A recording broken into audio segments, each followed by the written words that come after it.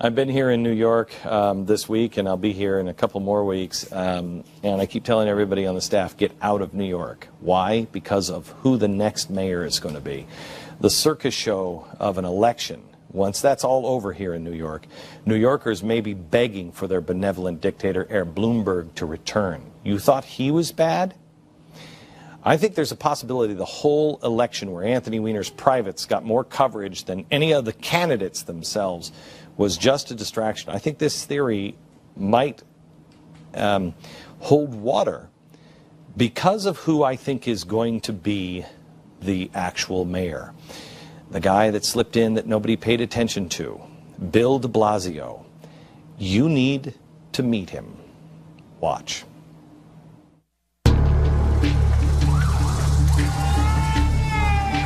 Just talk about the scandals. Here's what I'll tell you in the end. What New York will know about whoever is mayor is, well, it's not Anthony Weiner. It's a diversion because nobody is talking about anybody but Anthony Weiner.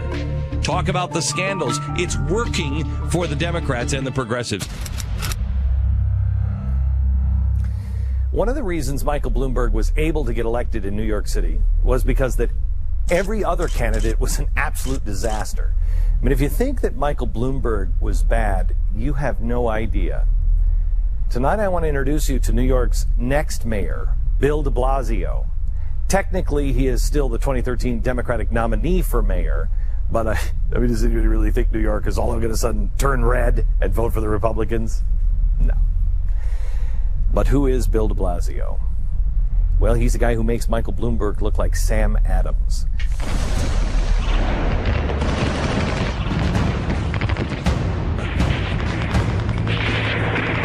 While everybody was focused on Anthony Weiner's sexting, Bill de Blasio came into the race, and nobody was looking. And only now we are finding how deep-seated his hatred really is for all of the principles that this country has always stood for. And in fact, I don't think he likes the country too much. In the past, he has supported violent attacks by the Sandinistas in South America. He joined a rebel group focused on sending them aid. He was raising money for the Soviets. This group had killed tens of thousands of people by 1990. And de Blasio has said about them that he developed an admiration for the Nicaraguan revolutionaries. They gave a new definition to democracy. They had a youthful energy, idealism mixed with a human ability and practicality. Really inspirational. That's a quote. He also dreams of one day forging an alliance between Islam and the U.S., predicting, quote, Islam would soon be a dominant force in politics. That doesn't sound like a good idea. He also thinks that European socialist democratic model is the way of the future, stating in a recent interview that his own views represent a mix of admiration for the European social democratic movements, Mr. Roosevelt's New Deal, and liberation theology.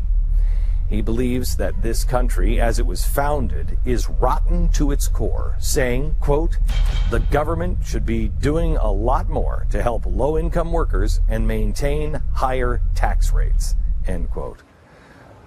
This is not coming from me or TheBlaze. All of this is coming from the New York Times. Now let me give you some history on Mr. de Blasio, who's now being painted as a fresh-faced idealist of New York City.